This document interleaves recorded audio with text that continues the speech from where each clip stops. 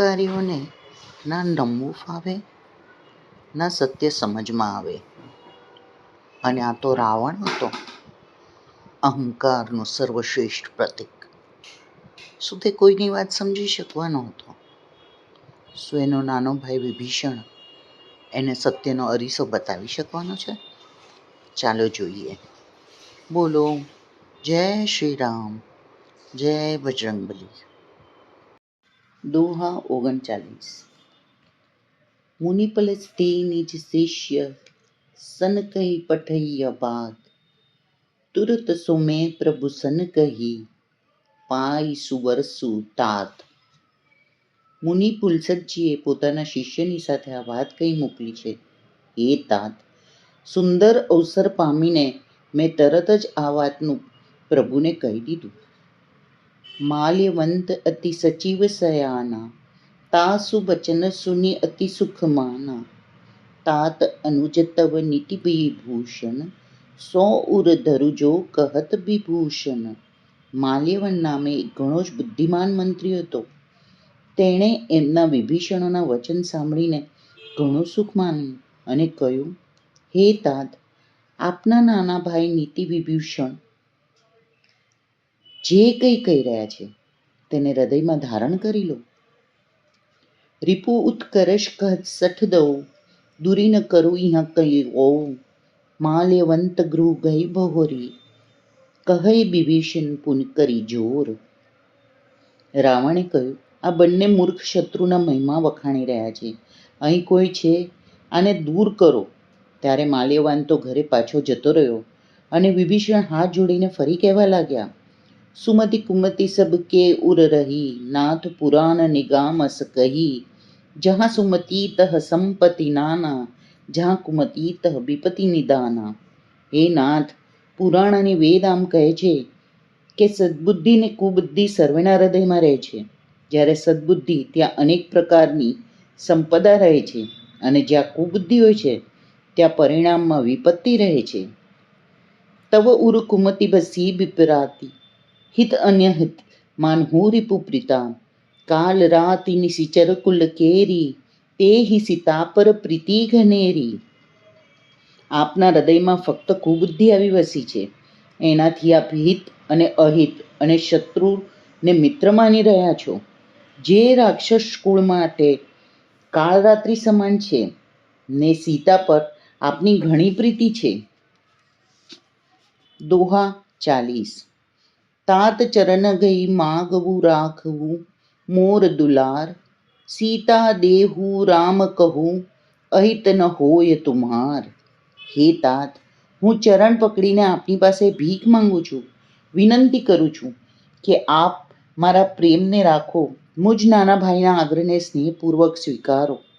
શ્રી રામજીને સીતાજી આપી દો, જેનાથી આપનું અહિત ન થાય. બુદ્ધ પુરાણ શ્રુતિ સંમત બાની, કહી વિભીષણ નીતિ બખાની.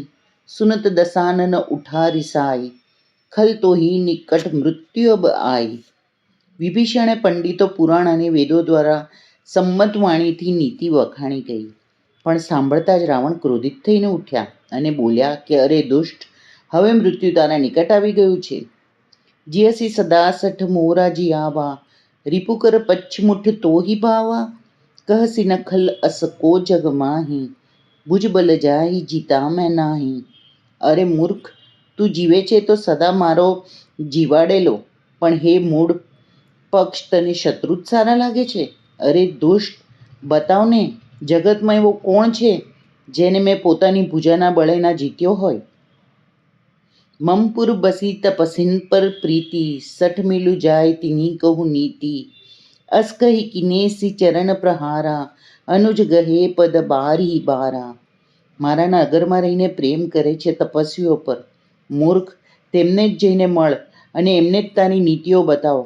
આવું કહીને રાવણે વિભીષણને લાત મારી, પરંતુ નાના ભાઈ વિભીષણે વારંવાર તેના ચરણો જ પકડ્યા. ઉમા સંત કઈ ઇહું બડાઈ, મંદ કરત જો કરઈ ભલાઈ. તુમ પિતુ સરસી ભલે મોરે માર, રામુ ભજે હિત નાથા તુમારે. શિવજી કહે છે, હે ઉમા, સંતની આ જ મોટાઈ છે કે નિંદા કરવા છતાંય ભલું જ કરે છે. આપ મારા પિતાની સમાન છો. ભલે તમે મને માર્યું હોય, પરંતુ હે નાથ, આપનું ભલું શ્રીરામના ભજવામાં જ છે. સચિવ સંગ લય નભ પગ ગયું, સભી સુનાય કહત અસ ભયું. આટલું કહીને વિભીષણ પોતાના મંત્રીઓને સાથે લઈ આકાશ માર્ગમાં ગયા અને સર્વેને સંભળાવીને તેઓ આમ કહેવા લાગ્યા. દોહા 41. રામ સત્ય સંકલ્પ પ્રભુ, સભા કાલ બસ તોરી. મેં રઘુબીર શરણ અબ જાઉં, દેહુ જની ખોરી. શ્રી રામજી સત્ય સંકલ્પ અને સર્વસમર્થ પ્રભુ છે, અને હે રાવણ, તમારી સભા કાળને વશ છે. માટે હું હવે શ્રી રઘુવીરના શરણમાં જાઉં છું. મને દોષ ના આપતા. અસ કહી ચલા વિભૂષણ જબહી, આયુ ઇન ભય સબ તબહી. સાધુ અવજ્ઞા તુરત ભવાની, કર કલ્યાણ અખિલ હૈ હાની. આમ કહીને વિભીષણ જેવા ચાલી નીકળ્યા કે તરત જ સર્વે રાક્ષસ આયુહીન થઈ ગયા. તેમનું મૃત્યુ નિશ્ચિત થઈ ગયું. શિવજી કહે છે, હે ભવાની, સાધુનું અપમાન તરત જ સંપૂર્ણ કલ્યાણની હાનિ કરી નાખે છે. રાવણ જબી વિભીષણ ત્યાગા, ભયું વિભવ બિનુ તભી અભાગા. ચલયો હરીશ રઘુનાયક પાહી, કરત મનોરથ બહુમન માહી. રાવણ જે ક્ષણે વિભીષણને ત્યાગ્યો તે ક્ષણે તે અભાગ્યો વૈભવથી હીન થઈ ગયો. વિભીષણજી હરખાઈને મનમાં અનેક મનોરથા કરતા શ્રી રઘુવરજીની પાસે ચાલ્યા. દેખી હું જાય ચરણ જલ જાતા, અરુણ મૃદલ સેવક સુખદાતા. જે પદ પરસી તરી રશી નારી, દંડક કાનન પાવનકારી.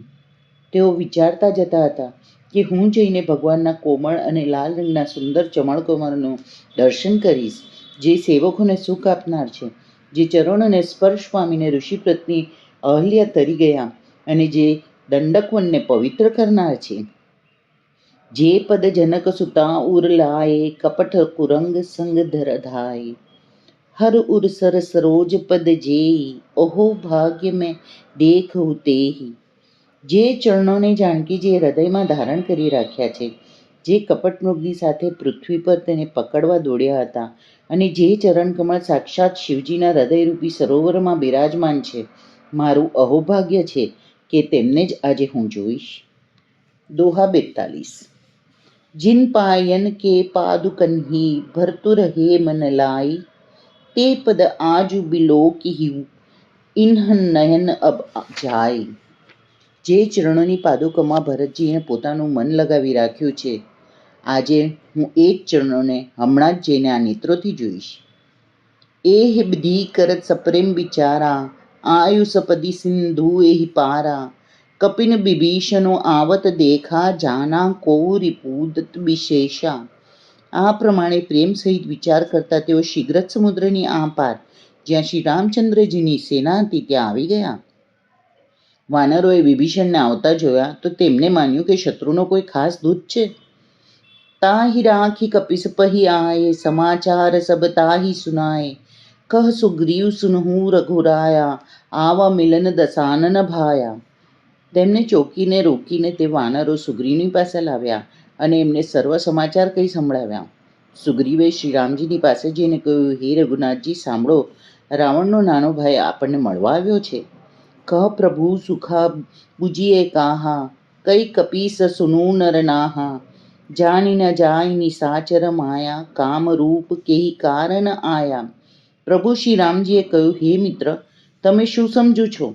વાનરરાજ સુગ્રીવે કહ્યું, હે મહારાજ, સાંભળો, રાક્ષસોની માયા ઓળખી શકાતી નથી. આ ઈચ્છા અનુસાર રૂપ બદલનારો ન જાણે ક્યાં કારણે આવ્યો છે. ભેદ હમાર લેન સઠ આવા, રાખ્ય બાંધી મોહી અસ ભાવા. સખા નીતિ તુમ નિકી બિચારી, મમ પન શરણાગત ભયહારી. જણાય છે આ મૂર્ખ આપણો ભેદ લેવા આવ્યો છે, એટલે મને તો એ જ યોગ્ય લાગે છે કે એને બાંધી રાખવામાં આવે. હે મિત્ર, તમે નીતિ તો ઠીક વિચારી, પરંતુ મારું તો પ્રણ છે કે શરણાગતના ભયને હરી લેવો. સુની પ્રભુ બચન હર્ષ હનુમાના, શરણાગત બચ્છલ ભગવાના. પ્રભુના વચન સાંભળીને હનુમાનજી હર્ષિત થયા અને મનને મનમાં કહેવા લાગ્યા, ભગવાન કેવા શરણાગત વત્સલ શરણમાં આવેલા પર પિતાની જેમ પ્રેમ કરનાર છે.